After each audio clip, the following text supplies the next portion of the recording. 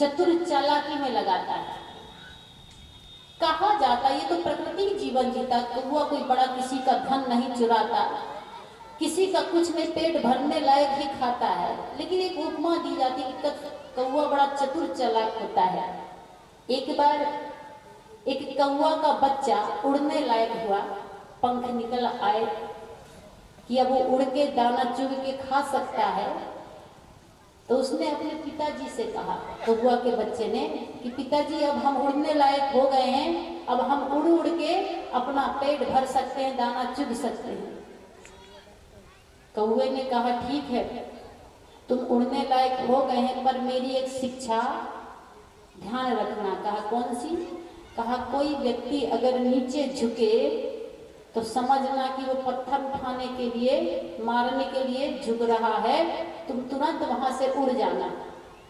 लेकिन कौआ का बच्चा जो था पिताजी से भी ज्यादा बुद्धिमान, उसने कहा कि पिताजी अगर पहले से कोई जेब में पत्थर रखा हो तब आप कहते झुकेगा तो समझ जाना कि मारने के लिए, पत्थर उठाने के लिए झुक रहा है। लेकिन कोई जेब में पहले से पत्थर रखा हो तो? तब कौआ ने कहा हाँ हाँ अब तुम उड़ने लायक हो गए, बहुत बुद्धिमान है। कहते हैं कि कौए में 3 दुर्गुण होता है। पहला चतुर चालाकी, कौआ बाकी पक्षी बढ़िया से शांति से दाना चुगते हैं, लेकिन कौआ कभी दाना चुगता है तो देखिएगा इधर उधर ज्यादा ताक झाक गर्दन को घुमाते रहेगा, बार बार इधर उधर देखेगा, कोई आ नहीं रहा। दूसरा दुर्गुण है कि जब भी बैठता कौआ गंदगी में बैठता है। बहुत आदमी है सत्संग में नहीं बैठेगा, जहाँ 4 गो आदमी जुआ खेल रहा है, ताश खेल रहा, वहां जाके बैठ जाएगा। जहाँ 4 आदमी बीड़ी सिगरेट पी रहा है, गांजा पी रहा, वहां बैठ जाएंगे। जहाँ 4 शराबी बैठे वहां बैठ जाएगा। बैठने का बड़ा महत्व होता है। जिस स्थान में बैठे हैं आप लोग, वो तीर्थ से बढ़कर नहीं है, बहुत बड़ा तीर्थ स्थान है जहाँ आप बैठे। क्यों कहा गया है कि जहाँ संत तहाँ तीर्थ वासु, जहाँ संत का निवास होता है, जहाँ संत होते हैं, वो स्थान तीर्थ बन जाता है। इसलिए बैठिए, पर किस स्थान पर बैठिए? अच्छी जगह में, साफ सुथरी जगह में, संतों के पास बैठिए।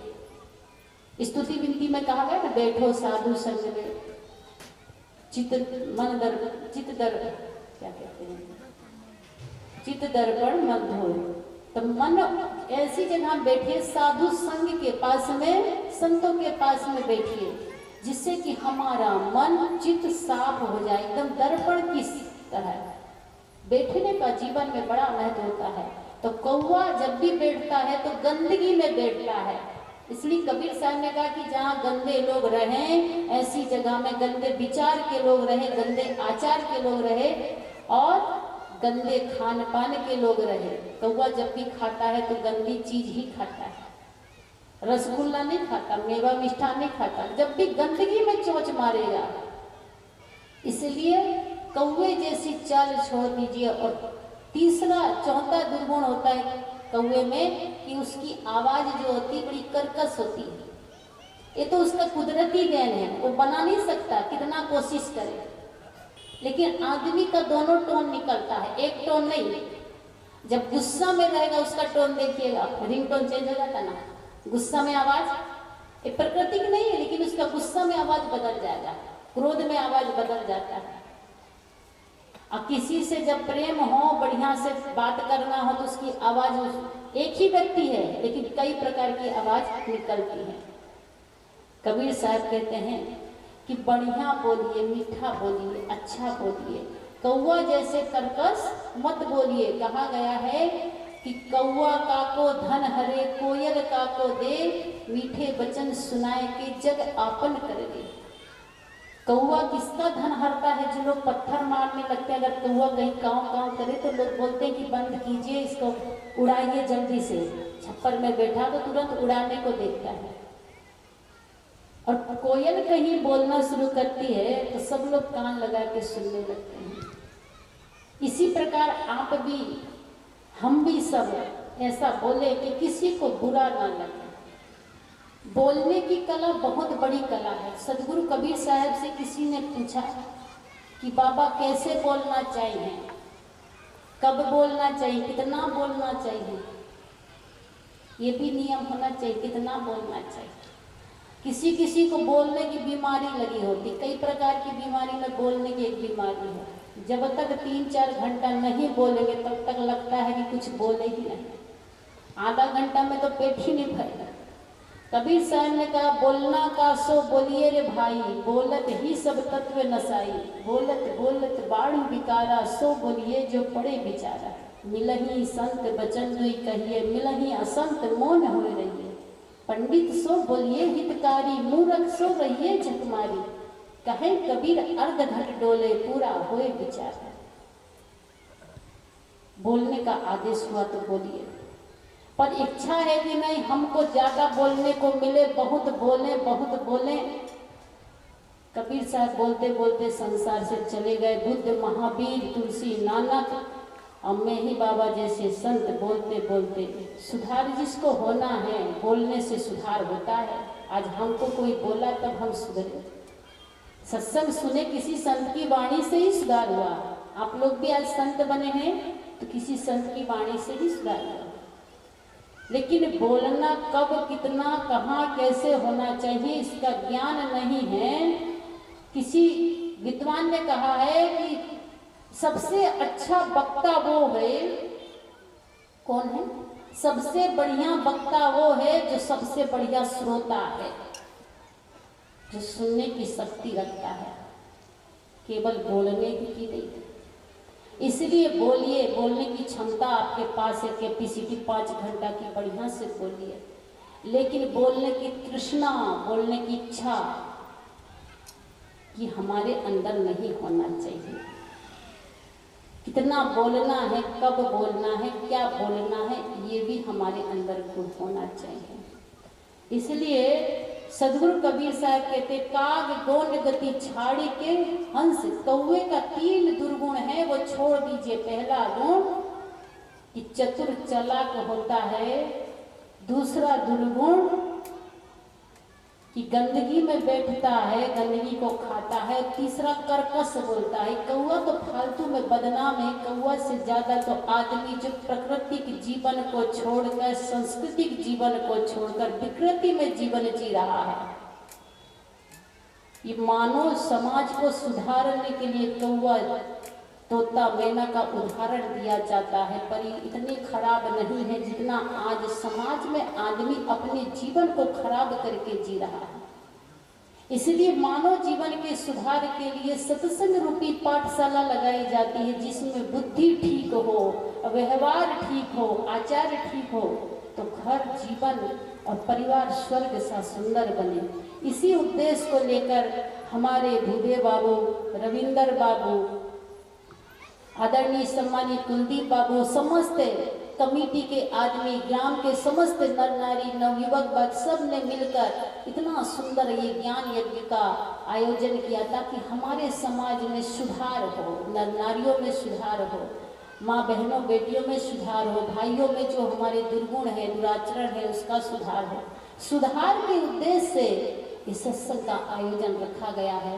तो बहुत बहुत धन्यवाद है, साधुवाद है कि आप लोगों ने इतना विशाल सत्संग का कार्यक्रम रखा है। आज तो प्रथम दिन है, मेरा समय अब पूरा हुआ, कल 2 सत्र और है। आप लोगों के बीच में जो होगा, जैसा आदेश संचालक महोदय की ओर से जो समय मिलेगा उसमें कुछ निवेदन करूंगी। आज बस कबीर साहब की एक साखी को हम जीवन में गुनगुनाते हुए यहाँ से जाएं कि हमारे अंदर से कुबुद्धि, दुर्बुद्धि दूर हो जाए, सद्बुद्धि जीवन में भर जाए। और जिस दिन सद्बुद्धि भर जाएगी उस दिन हमारे जीवन का कल्याण हो जाएगा। बस इन्हीं शब्दों के साथ में अपनी वाणी को विराम देती हूँ। बोलिए सद्गुरुदेव की, सद्गुरुदेव की जय। माइक ऑपरेटर, अब हमारे बीच संत शिरोमणि क्रांतिकारी संत हमारे वैशाली जिला से पधारे हुए हैं, श्री रामाशंकर साहब जी। आप उनके क्रांतिकारी वचनों को सुने और अपने जीवन पर उतारने का प्रयास करेंगे। धन्यवाद। हेलो,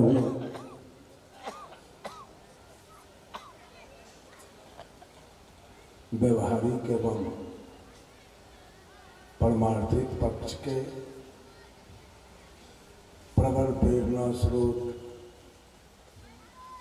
मंचासीन हमारे जीवन ज्योति केंद्र पूर्णिया के वर्तमान आचार्य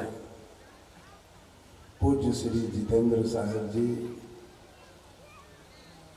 और मंच पर बैठे तमाम संत महापुरुषों, सत्संग समारोह में उपस्थित देवियों, बुद्धिजीवियों, धर्म प्रेमी सज्जनों, बड़ा ही सौभाग्य का शुभ अवसर है इस सस्यामली धरित्री के प्रांगण में यह विरल सत्संग की धारा और धर्मभाग के पात्र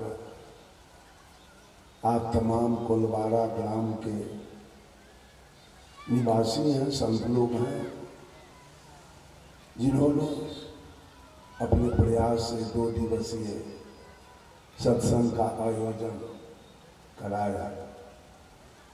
बंधुओं, मैं तो गोरखपुर में था, कार्यक्रम चल रहा। मैं सोचा 8 तारीख को जाऊंगा, फिर सोचा कहीं लेट हो गया तो सत्र छूट जाएगा। कल ही मैं मौर्य एक्सप्रेस से आ गया मानसी राजा जान कबीर आश्रम, वहीं रात्रि में निवास किया हूँ और सवेरे पैसेंजर पकड़कर आपके गांव में आया। बंधुओं, नियम 2 प्रकार के होते हैं। एक प्राकृतिक नियम होता है और दूसरा कृत्रिम नियम होता है। प्राकृतिक नियम वो है जो प्रकृति के द्वारा अनादि काल से चल रहा है, और कृत्रिम नियम वो है जिसको मनुष्य ने स्वयं बनाया। प्राकृतिक नियम है, अभी पछिया हवा चल रही है, केवल हिंदू के लिए नहीं है, हिंदू, मुसलमान, सिख, ईसाई, पारसी, यहूदी, औरत, मर्द, सबों के लिए। अगर पूर्वैया हवा चल रही है तो सबों के लिए। अगर बारिश हो रही है तो सबों के लिए। अगर जाड़े की ऋतु आई है, ग्रीष्म ऋतु आई है, वर्षा ऋतु आई है तो सबों के लिए। तूफान आया है तो सबों के लिए। भूकंप आया है तो सबों के लिए। बाढ़ आया है तो सबों के लिए। दिन हुआ तो सबों के लिए और रात्रि हो गई तो सबों के लिए। प्रकृति ने अपने नियम में कोई बेईमानी नहीं किया। प्रकृति ने आपको मोच दिया, दाढ़ी दिया, ये केस दिया, सबको, हिंदू, मुसलमान, सिख, ईसाई, सबको। लेकिन आज मनुष्य कितना चालाक हुआ, अपना नियम लगाया। हिंदू मोच रख के और दाढ़ी छिला लिया, अब मुसलमान दाढ़ी रख के मोच छिला लिया। हिंदू धोती पहन लिया तो मुसलमान लुंगी पहन लिया। हिंदू लोटा रखा तो मुसलमान बधना रख लिया। हिंदू टीकी रखा तो मुसलमान सुन्नत करा लिया। हिंदू पूरब घुमा तो मुसलमान पश्चिम घूम गया। हिंदू मंदिर बनाया तो मुसलमान मस्जिद बना दिया।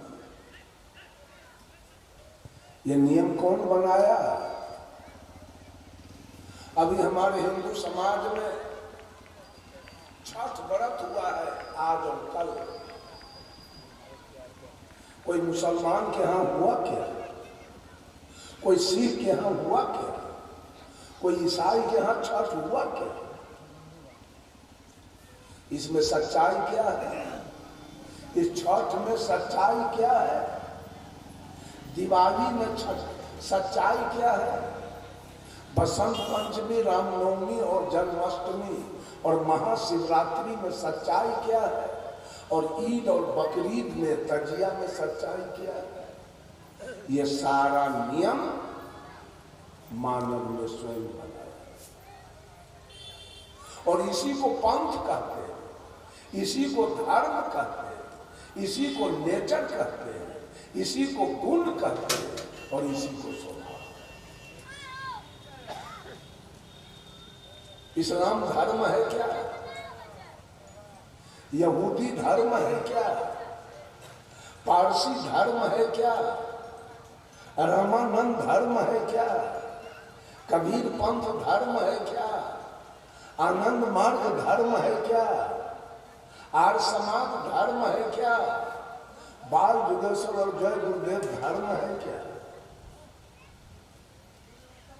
ये सब दल है, ये सब पंथ है, ये सब मजहब है, ये सब संप्रदाय है। जैसे कांग्रेस है, बीजेपी है, राजद है, जदयू है, लोजपा है, रालोसपा है, झारखंड मुक्ति मोर्चा है, कम्युनिस्ट है, ये सारे दल हैं, ये सारे पार्टी हैं। दल अनेक होता है, कांग्रेस, बीजेपी, राजद, जदयू। और दिल्ली में पार्लियामेंट कितने होते हैं? कितना है पार्लियामेंट? एक। उसी पार्लियामेंट में आज से लगभग 10 वर्ष पहले, 11 वर्ष पहले माननीय मनमोहन सिंह जी की सरकार चल रही थी, जो कांग्रेस की थी। आज उसी पार्लियामेंट में नरेंद्र मोदी जी की सरकार चल रही है, जो बीजेपी की है। दल अनेक और पार्लियामेंट एक।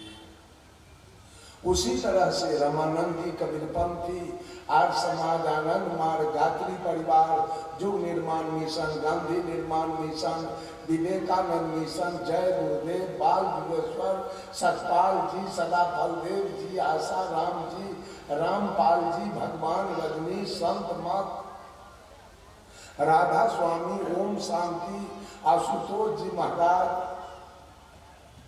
राम रहीम सिंह जी, जैन, बौद्ध, ईसाई, इस्लाम, यहूदी, पारसी। दल अनेक, धर्म कितना है? एक।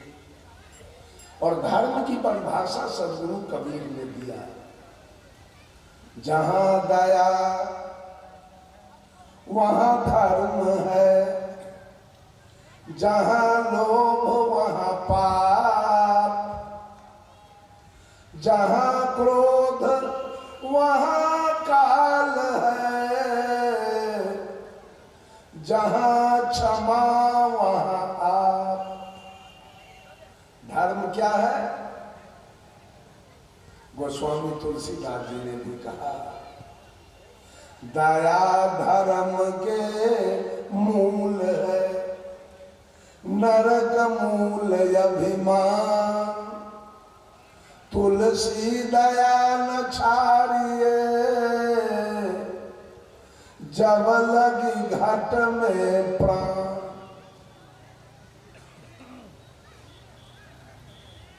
दया ही धर्म का मूल है।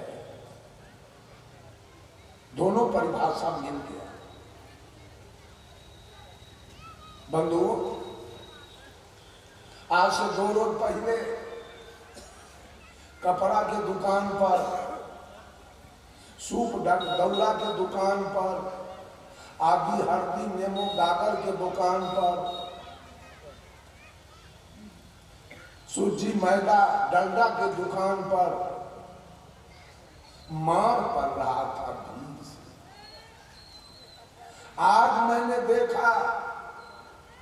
जब मैं मानसी कबीर आश्रम से निकला तो पर्व करने वाली महिला सब मछली खरीद रही,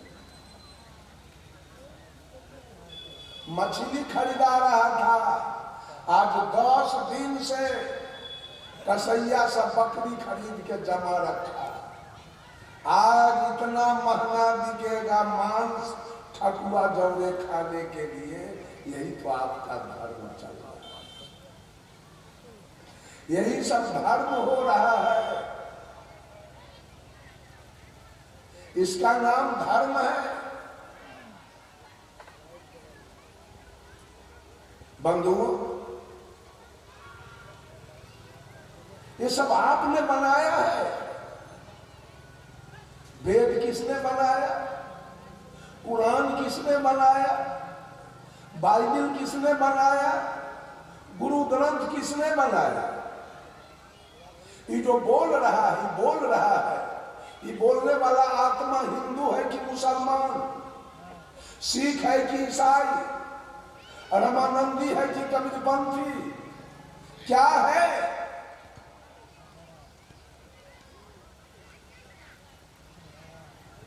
हम जिस दिन जन्म लिए, मां के गर्भ से बाहर आए, उस दिन हम क्या थे? सदगुरु कबीर ने कहा, हंसा तू तो सबल था, हल्की अपनी चाल, रंग कुरंगे रंगिया और किया लगवार। ऐ हंस, जिस दिन तू मां के गर्भ से बाहर आया था, तू हंस के समान। उस बच्चे को सदगुरु कबीर ने हंस कह के पुकारा। वो बच्चा हंस, हंसा तू तो सबल था। आज हंसा क्या हो गया? आज हंस नहीं रहा। जिस दिन तू मां के गर्भ से बाहर आया था, तेरी चाल बड़ी निराली थी। उस दिन न तू हिंदू था, न मुसलमान, न सिख था, न ईसाई, न ब्राह्मण था, न क्षत्रिय, न वैश्य, न शूद्र।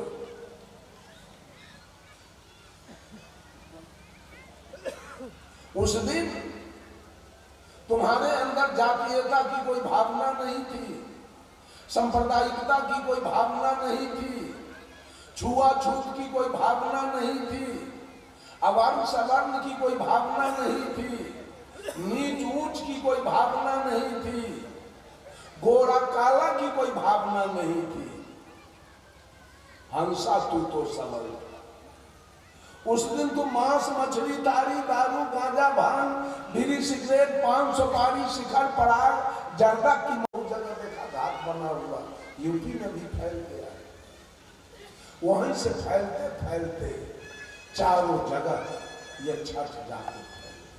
अच्छा चीज आपको जल्दी नहीं फैलेगा, लेकिन गलत चीज तुरंत फैल जाता है। शिव चर्चा देखिए, चंद दिन में कितना विस्तार पकड़ा है, तुरंत फैल गया शिव चर्चा। बंधु, इसी कहानी पर आधारित ये छठ पर्व है। मैंने कहा, साहब कबीर ने कहा, आत्मा बड़ा कि परमात्मा बड़ा? आत्मा बड़ा। तो दुनिया के लोगों ने सदगुरु कबीर को घेर लिया। कहा, साहब कबीर, वेद में लिखा है कि परोक्ष में परमात्मा है, जिसके कृपा से सारी सृष्टि चल रही है। तो साहब कबीर ने दूसरा शंका रख दिया, वेद बड़ा की जिन उपजाया। वेद बड़ा है कि वेद लिखने वाला है? लिखने वाला तो यही मानव है, इसने वेद लिख लिया। तो वेद को आप गुरु कैसे मान लिए? वेद बड़ा कैसे हो गया? साहब कबीर दीजक से कहते हैं शब्द हमारा, शब्द हमारा, तू शब्द का, कि शब्द हमारा गुलाम है। अगर एक भी मानव नहीं होता तो शब्द आता कहां से? शब्द का बाप कौन है? क ख ग घ यहाँ का बाप कौन है? ABCD का बाप कौन है? अल्ली बेटे का बाप कौन है? यही आत्मा, यही समझ। उसको ही आत्मा मालिक मान लिया। मंत्र जप रहा है, मंत्र का जाप हो रहा है, इससे मुक्ति मिली। मंत्र आया कहां से? मंत्र की उत्पत्ति कहां से है? ओम भूर्भुवः स्वः तत्सवितुर्वरेण्यं भर्गो देवस्य धीमहि धियो यो न प्रचोदयात्। ये मंत्र कहां से आया? कहां से आया? आत्मा की। तो आप ही के अंदर से सारा शब्द निकला। आप शब्द के गुलाम बने हुए हैं, आप ही रट लगाते हैं मुक्ति पाने के लिए। जब इतना बात सदगुरु कबीर बोले तो दुनिया के लोगों ने कहा सदगुरु कबीर से, वेद को हम लोग अनादि मानते हैं। तो साहब कबीर ने कहा ई मन बड़ा कि जही मन माना। किसी चीज को मानता कौन है? मन। अब मन को कौन रखा है? आत्मा निकल जाए तो मन रहेगा? तो आत्मा बड़ा है कि मन बड़ा है? आत्मा बड़ा है। फिर इनकी बात कट गई। तो सब लोगों ने साहब से जाके कहा कि गुरुजी, हम लोग सब बात को जाने दीजिए, भगवान राम को हम लोग मानते हैं। तो साहब कबीर कहे राम बड़ा की राम ही जाना। राम बड़े हैं कि राम के पुजारी? पुजारी न रहे तो राम की मर्यादा। अमेरिका में राम का पुजारी नहीं है, कोई मर्यादा नहीं। रूस में राम का पुजारी नहीं है, राम का कोई मर्यादा नहीं। इंग्लैंड में राम का पुजारी नहीं है, राम का कोई मर्यादा नहीं। चीन में राम का पुजारी नहीं है, राम का कोई मर्यादा नहीं। फिर आप ही बड़े हो गए, राम बड़े नहीं, आप बड़े, पुजारी बड़े। अंत में साहब कबीर कहते हैं भरमी भरमी कबीरा फिरे उदास। कबीर मीन्स पीर और कबीरा मीन्स जीव। इस जीव भरम में पड़कर परमात्मा की खोज में कहां कहां भटक रहा है। महिला सब जिस तालाब में लोग भैंसी धोता है, गाय धोता है, भैंसी उसमें पैखाना पेशाब गाय करती है, आदमी पैखाना करके उसी में साफ करता है, थूक खखार रखता है, कपड़ा धोता है, वहां जा गई है भगवान की। उस तालाब में गई है भगवान के खोज में, कहां कहां। और दूसरी बात, पूजा कैसा हुआ तो मालूम है? ये पुण्य का काम हुआ, पुण्य का काम, धर्म का काम हुआ। पूजा किसके लिए छठ व्रत हुआ? बेटी के लिए, दामाद के लिए, बेटा के लिए, पोता के लिए, नाती के लिए, गाय के लिए, भैंस के लिए, बकरी के लिए, जमीन के लिए, मकान के लिए, दुकान के लिए, बेटा की बीमारी ठीक होने के लिए। अब जितना के लिए ये पर्व हुआ उसमें से एक भी जीव का साथ नहीं। अगर जीव का कोई है, ये जीव तो बिल्कुल अकेला आया। लड़की आई तो माँ के गर्भ से अकेले, और लड़का आया तो अकेले। तो यहाँ का धंधा है, दोनों का विवाह कर दिया गया, अब दोनों से 2, 4, 5, 10 को बच्चा हुआ। अब माया का बाजार तैयार। उसी माया के बाजार के चलते ये सारा तीरथ व्रत अब पूजा त्योहार चल रहा है।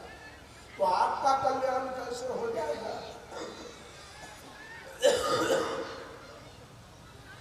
भक्ति करते हैं माया की, पुण्य करते हैं, पुण्य का काम करते हैं, धर्म का काम करते हैं, मुक्ति का काम तो आप नहीं करते।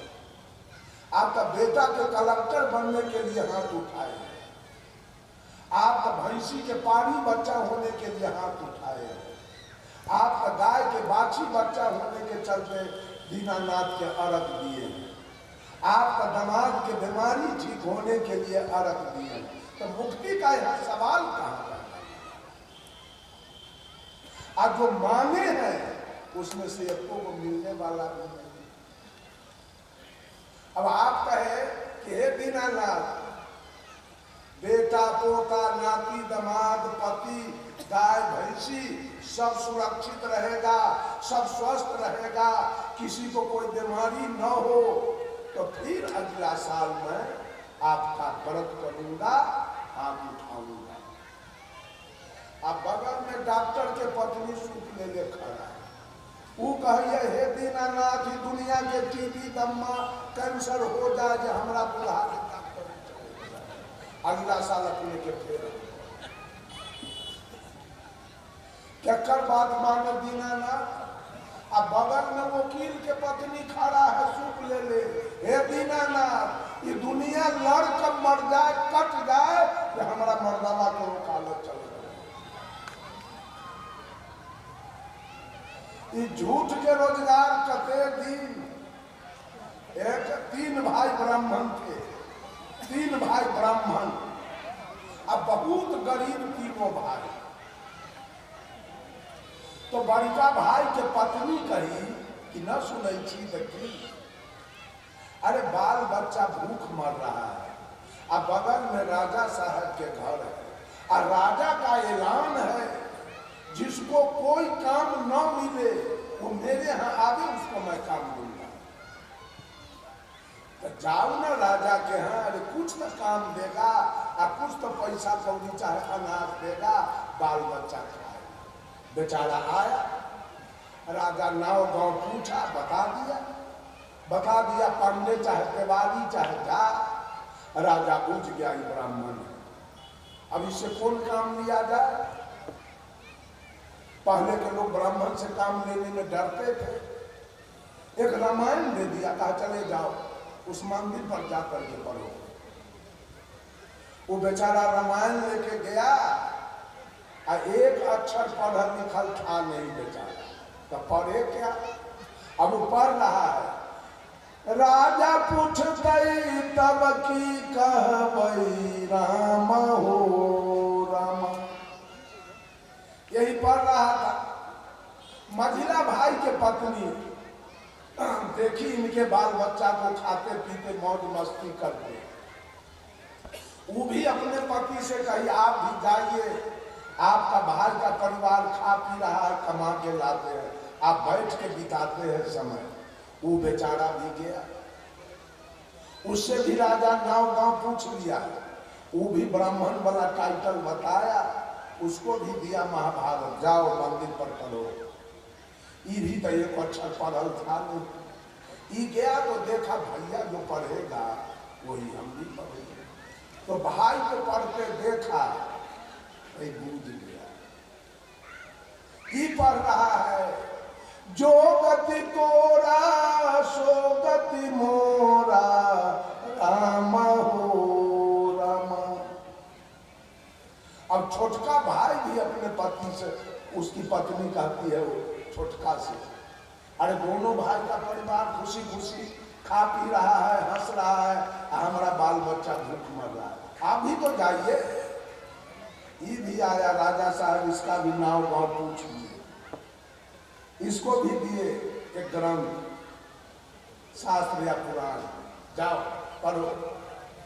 ये गया तो बड़का भाई को देख रहा है जो ये क्या पढ़ रहा है, मझिला भाई को देख रहा है कि ये क्या पढ़ रहा है, तो छोटका भाई पढ़ रहा है, ये जब तक निम है तब तक निम है राम हो राम। तारी बात चलने बनने वाला नहीं है, ये झूठ पूछ के दुकानदारी ज्यादा दिन नहीं जाएगा। राजा एक दिन भोरे भोर डाल के लिए निकला और सोचा जरा चेक करके देखते हैं कि सब क्या पढ़ रहा है। गए तो तीनों को पढ़ते देख लिया, कहा ओ ये तीनों ठग है, सारा पैसा हमारा